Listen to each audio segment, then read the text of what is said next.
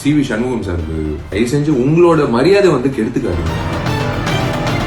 உங்களுக்கு கைத்தட்டல் வாங்குறதுக்காக வந்து இந்த மாதிரி ஒரு கொச்சமான ஒருத்தரை கொச்சப்படுத்தி நீங்க கைத்தட்டல் வாங்கணும்னு அவசியமே கிடையாது.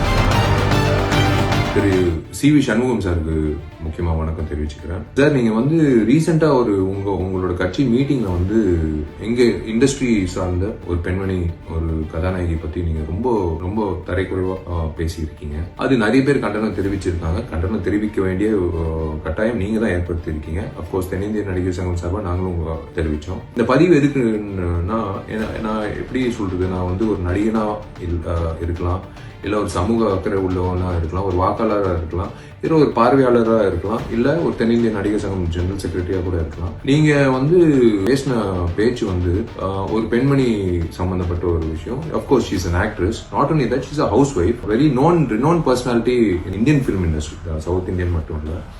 ஸோ நீங்க இந்த விஷயம் வந்து எதுக்காக வந்து உங்களுக்கு கைத்தட்டல் வாங்குறதுக்காக வந்து இந்த மாதிரி ஒரு கொச்சமான ஒருத்தரை கொச்சப்படுத்தி நீங்க கைத்தட்டல் வாங்கணும்னு அவசியமே கிடையாது. நீங்க ஏதாவது ஒரு நல்திட்டங்கள் அறிவிச்சு நீங்க இது செய்ய போறீங்கன்னு சொல்லிட்டு கைத்தட்டல் வாங்கினீங்கன்னா நாங்கெல்லாம் சந்தோஷப்படுவோம்.